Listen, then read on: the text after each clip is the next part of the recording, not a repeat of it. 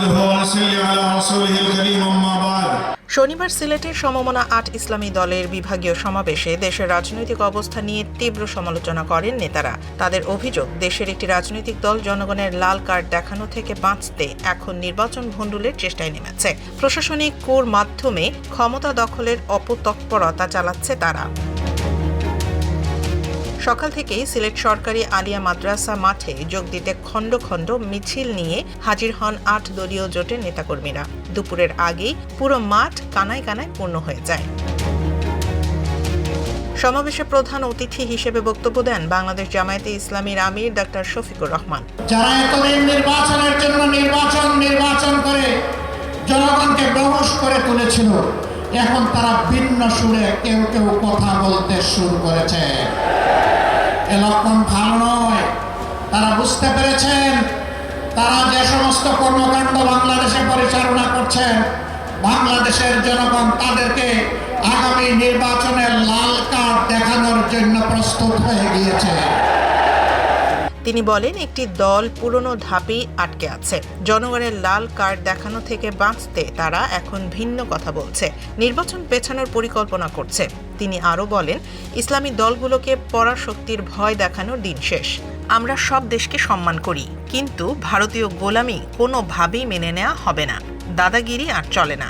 জোটের বাইরে থাকা অন্যান্য ইসলামী দলগুলোকেও তিনি ৮ দলীয় জোটে যোগ দেওয়ার আহ্বান জানান। বিশ্বের সকল শান্তিকামী সর্ব দেশকে আমরা সম্মান জানাই, কিন্তু কেউ যেন আমাদের উপরে কোনো দাদাগিরি করতে না আসে। আমরা আর কারো দাদাগিরি দেখতেও চাই না, বরদাস্ত করতেও রাজি নই।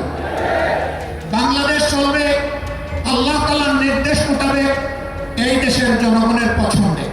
সমাবেশে ইসলামী আন্দোলনের আমির মুফতি সৈয়দ রেজাউল করিম চরমোনাই পীর বলেন, যারা এতদিন নির্বাচন করে মুখে ফেনা তুলেছে, এখন তারা বুঝতে পারছে জনগণ তাদের বিরুদ্ধে অবস্থান নিয়েছে। তাই তারাই এখন নির্বাচন ভণ্ডুল করার নতুন ষড়যন্ত্র শুরু করেছে। এখন ওরা পাগল হয়ে গেছে আজকে নির্বাচনকে আবার পিছাবার জন্যে। কিন্তু আমরা পরিষ্কার বলবো, রাশি যখন বামে ঘোরে তখন যত পরিকল্পনা সব বামেই যায়। বাংলাদেশ খেলাফত মজলিসের আমির মাওলানা মামুনুল হক বলেন, একটি পক্ষ একদলীয় শাসনের মাধ্যমে জনগণের ক্ষমতা হরণ করতে চায়।